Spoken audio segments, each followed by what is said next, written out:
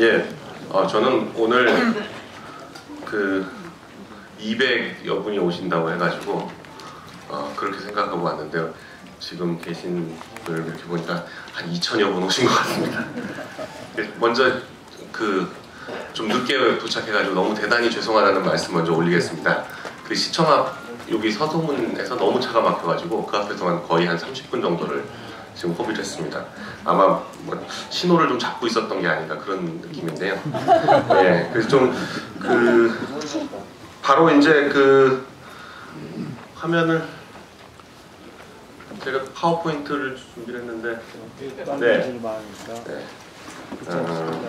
제가 오늘 우리 애국 시민 여러분 그리고 우리 선배님들께 존경하는 선배님들께 말씀 올리고자 하는 내용은 지금 이제 지난번 10월 26일 보궐선거로 당선된 박원순 서울시장, 저는 마음속으로 별로 인정은 하지 않습니다. 그러나 하여간 현직이 서울시장이니까요.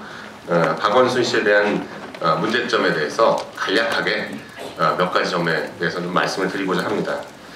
제가 사실 시장 선거 때 내내 박원순 씨와 그 아름다운 재단 그리고 참여연대 이런 희망 제작소 이분의 특징은 좋은 단어를 적재적소에 활용해가지고 국민들로 하여금 본인에 대해서 좋은 인상을 갖게 하는 그런 아주 탁월한 재주를 가지고 있다 이렇게 말씀드릴 수 있는데, 아름다운 재단이라는 그런 재단과 또 그리고 박원순 씨의, 제가 직접 구속을 했지만 아직 검찰에서 사건이 진행 중에 있습니다. 학력 부풀리기, 그리고 박원순 씨 딸인 박다인 씨가 있는데 이분이 서울대 미대로 학교를 들어가서 서울대학교 역사상 최초로 서울대 미대에서 서울대학교 법대로 전과를 합니다. 그 과정에 관련된 문제점, 그리고 바로 가장 최근에 한 달 반 전에 일어난 일인데요.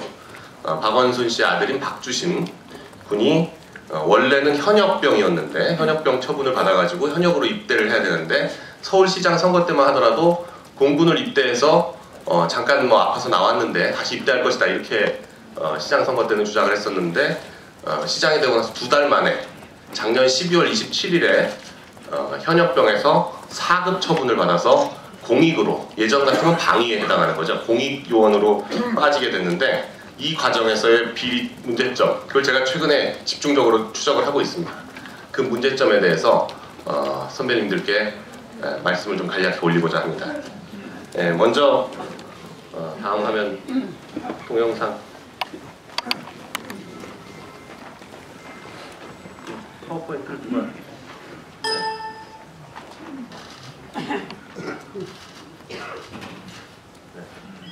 가운데를 눌러주시면 동영상이 요 가운데를 눌러주시면요 동영상이 안철수 원장은 어제 박원순 변호사와 함께 기자회견을 열고 박 변호사가 서울시장직을 누구보다 잘 수행할 수 있는 분이라고 생각해 자신은 출마하지 않기로 했다고 말했습니다. 안 원장은 앞으로의 행보와 관련해 박 변호사의 선거대책위원장을 맡지도 않을 것이고 서울시장 선거에 관여하지도 않겠다며 자신의 본업으로 돌아가겠다고 설명했습니다. 박원순 변호사는 안 원장과 자신은 모두 자리를 원한 것이 아니라 새로운 세상을 만드는 일에 관심이 있었기 때문에 정치권에서는 볼 수 없는 아름다운 합의를 했고 자신의 거취에 대해서는 이번 주 안에 밝히겠다고 말했습니다. 네, 바로 기억이 생생하실 텐데요.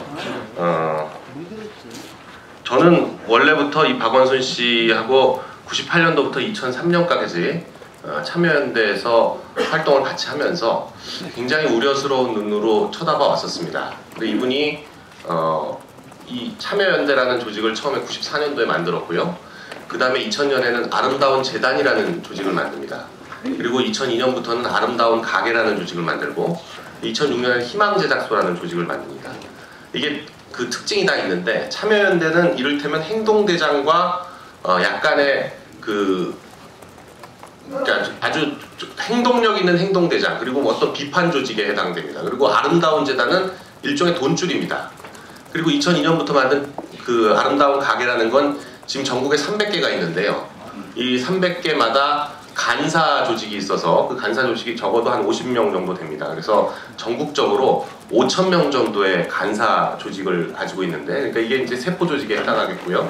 그리고 2005년 6년부터는 희망제작소라는 띵크탱크를 만드는데 여기서 여러 가지 정책을 만들어냅니다. 그래서 결국 이 네 가지 조직이 합쳐져서 사실상 제가 볼 때는 민주당보다도, 지금 민주통합당이죠. 민주통합당보다도 어떤 면에서 훨씬 더 강력한 조직이 아니냐, 이런 우려를 꾸준히 해왔었습니다. 그래서 이분이 결국 정치를 시작하는 건 뭐 시간 문제다, 이렇게 계속 생각을 해왔는데, 아니나 다를까 작년 보궐선거 타이밍이 되니까 정말 순간적으로 출마를 결심한 것처럼 해서 출마에 나오고, 안철수 씨와의 저런 극적인 쇼를 통해 가지고 지지율을 5%에서 순간적으로 40%로 올려서 단 2달 만에 서울시장이라는 대한민국 대통령 다음에 선출직 자리에 당선이 되게 됩니다. 그러나 이것은 우연이 아니고 저는 한 20여 년간 저분이 준비를 해온 것이다, 그렇게 보고 있습니다. 그런데